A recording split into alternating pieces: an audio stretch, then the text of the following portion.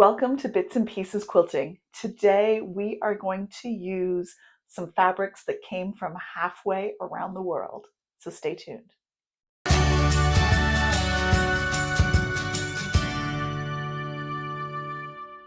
Hi, I'm Michelle, and today I am super excited to finally dig into the fabric that I bought when we were in Thailand. I put a video together on that shopping experience, and today is the day to use those fabrics.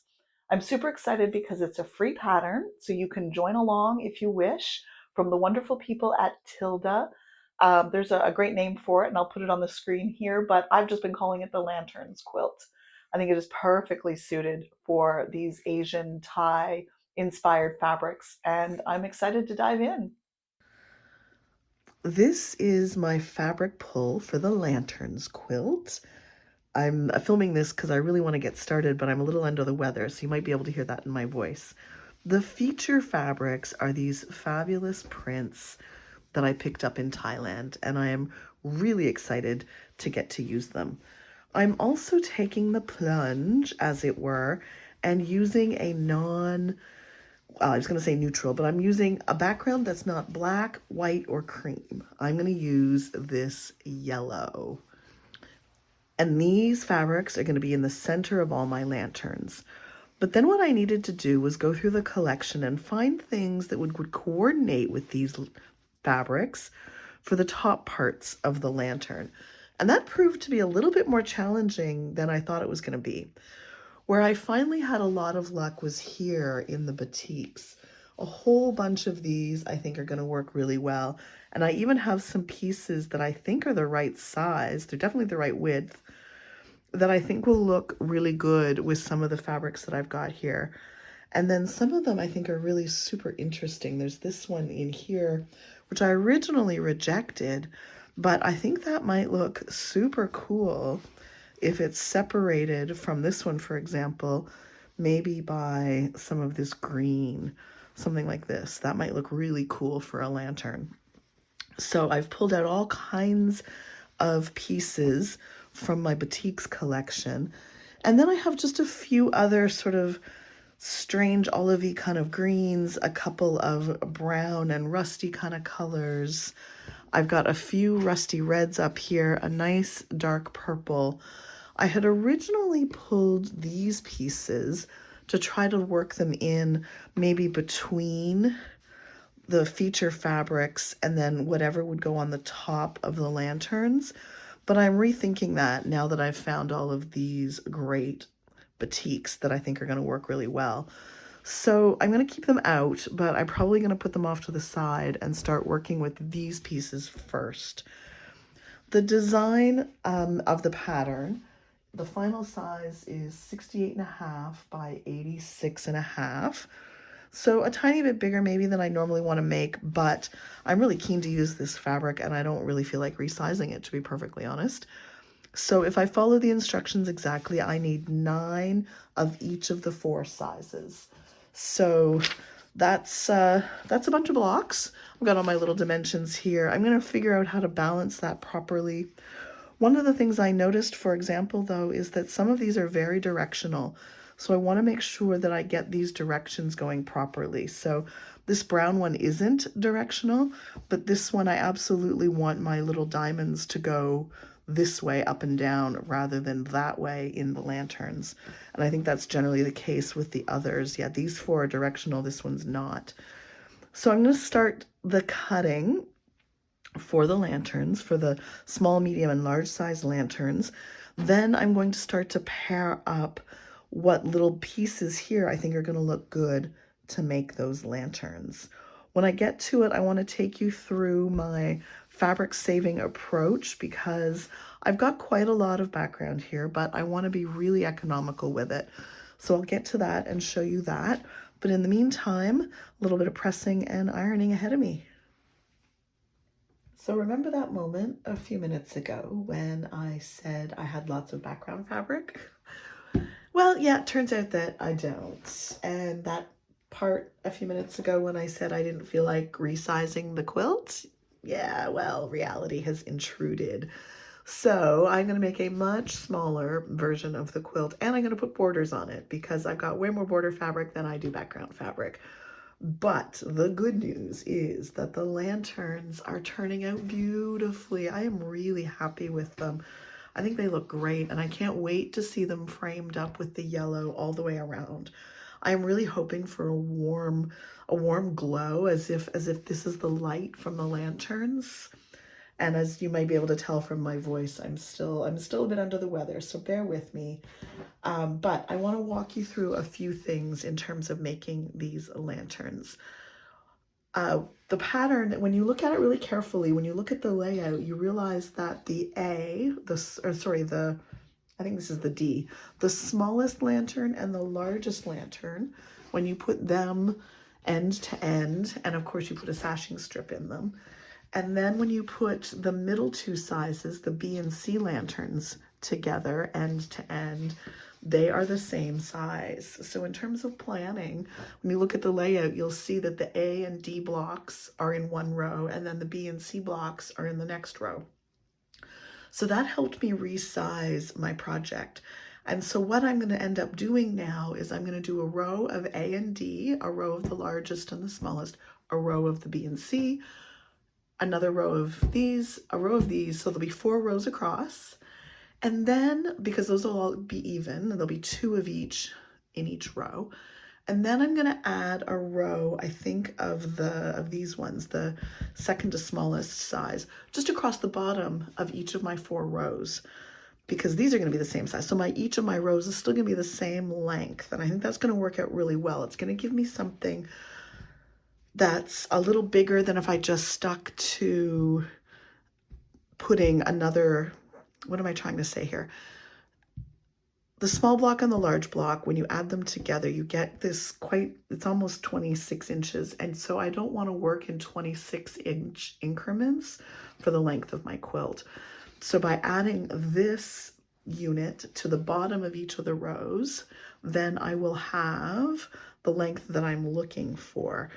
And now, because math is a brilliant thing, by putting 2 of these largest blocks, 2 of these smaller blocks, and 1 of these into my row in any order at all, the length will still be equal to putting 2 of these and 3 of these into a row in any order at all. So that'll give me an opportunity to vary the heights or the location of my lanterns in the rows.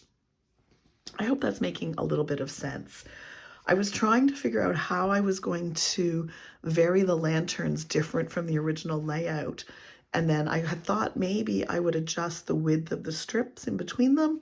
But then I thought, no, this is going to work out perfectly if I just stick to the majority of the pattern, take off a few of the pieces, and then if I want to make it just a smidge longer, I can add this same unit to each of the rows, the columns.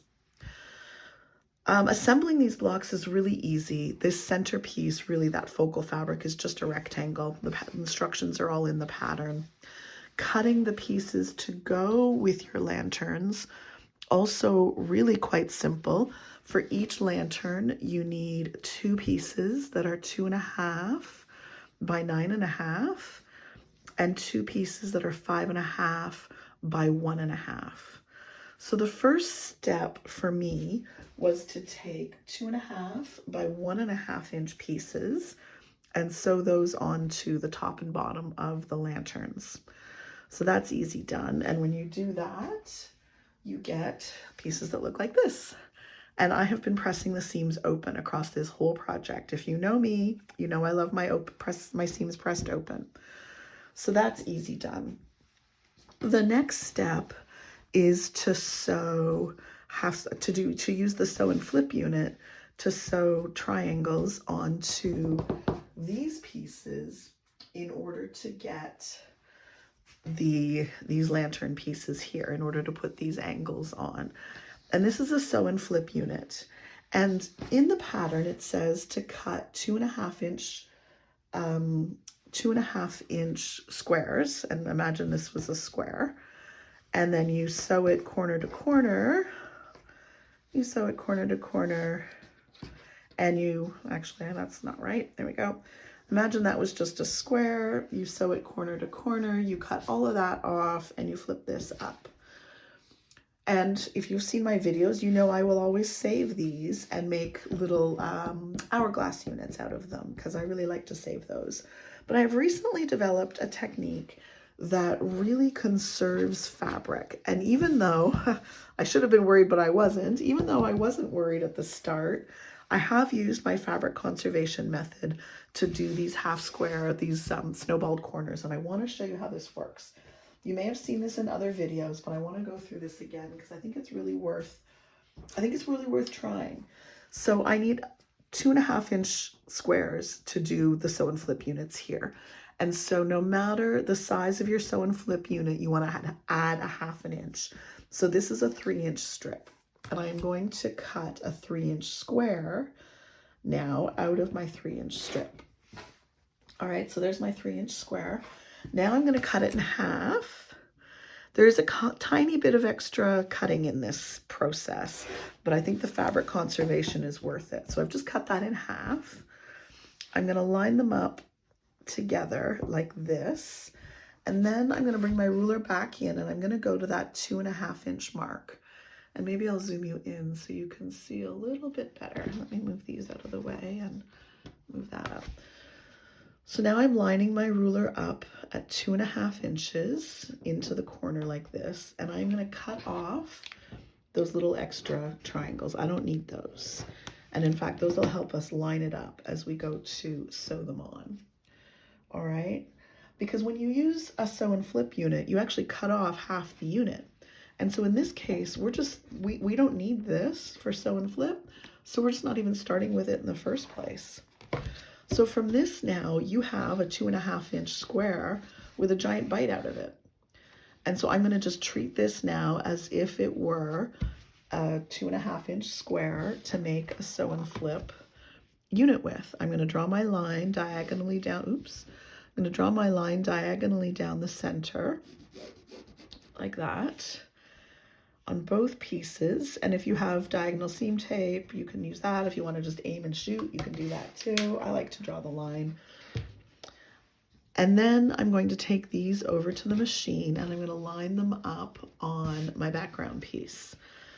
And so you use this flat edge to line it up along the flat edge of your piece here and here. And then of course line that up. And then you sew across that diagonal line. You do the same thing on the other side here, like this. You'll sew diagonally across that line. And once you do that, you will get a unit that looks like this. All right, and then this is now the flip part of my sew and flip unit. And so what I need to do is here, I'm just going to take my scissors. I'm just going to take my scissors and I'm going to cut this like that. That's the amount of background fabric plus those little corners that I cut off. That's the amount of background fabric that's wasted. I do have this extra piece, but I'm just going to put that into my scrap bin. I have a great project inspired by my good friend Future Cat that I am actually hoping to be able to use up a whole ton of these tiny little pieces for. So stay tuned for that. And now I will take this over to the machine. I will press these seams flat because I like pressing my seams flat. And then I'll start to sew my lantern together. So to do that, also very simple. I love this pattern because it's gorgeous, it's elegant, it's sophisticated, but it's also so beginner friendly. So to sew the lantern together, I want to sew my top pieces to my half square triangle pieces. Let me zoom you back out. Then I want to add the body of my lantern. And then you'll do exactly the same thing on the bottom as well. I need to move this up. My lantern's getting big all of a sudden. There we go. And then I'll need to finish this piece and put this piece on top of it, just like that. And when you sew them all together, you get these beautiful, beautiful, beautiful lanterns. You can see on the back of this one, I've pressed all those seams open. This is such a friendly pattern. You can do all kinds of fun things. This is I think a real Southeast Asian kind of vibe. You could use Japanese fabrics in here. If you look at the Tilda pattern, they've used some beautiful, almost almost Asian inspired, but a really beautiful pastel kind of color palette. You could use some 30s prints in here, which I think would be super fun. You could even just make little rainbow lanterns with bright, bright colors, all kinds of opportunity with this pattern. So thank you to the people at Tilda for making such a beautiful pattern. I'm going to finish my blocks and then work on the layout. And I'll show you how the layout is going and then the borders that I'm going to put on it because I'm running out of background fabric. Here is the final lanterns quilt. It's actually quite large. Jason's standing up on that retaining wall, and I'm standing way off in the back of the back garden here just to try to capture it all. But I'm really thrilled with the way that it's come out. I think the yellow background just makes it glow. Really happy with that. And the quilting is beautiful. I don't know if you can see these dragonflies. And I just think that they're so cool the way they look like they fly in and around the lanterns. In the end, as we discussed, I have one, two, three, four, five lanterns in each of the four rows. The first row are the A and D lanterns intermixed with one B lantern. The second row are B and C lanterns with an extra B lantern. And then the same thing for an AD row and a BC row. This gave me the little extra length that I was looking for without having to follow the pattern completely. And I'm just going to quickly show you the backing fabric we chose. It's this bright, beautiful reddish orange, and you can really see those dragonflies, which I think is really cool. I still have to hand stitch the binding. This is a little extra wide because I haven't done the hand stitching yet, but I think it's going to look really, really cool when it's finished. I hope you enjoyed this lanterns quilt. As discussed, I think there's a lot of potential for completely different colorways and fabrics that you can use with this pattern, and I hope you'll give it a try. Thanks very much for watching, and don't forget to make the most of your fabric bits and pieces.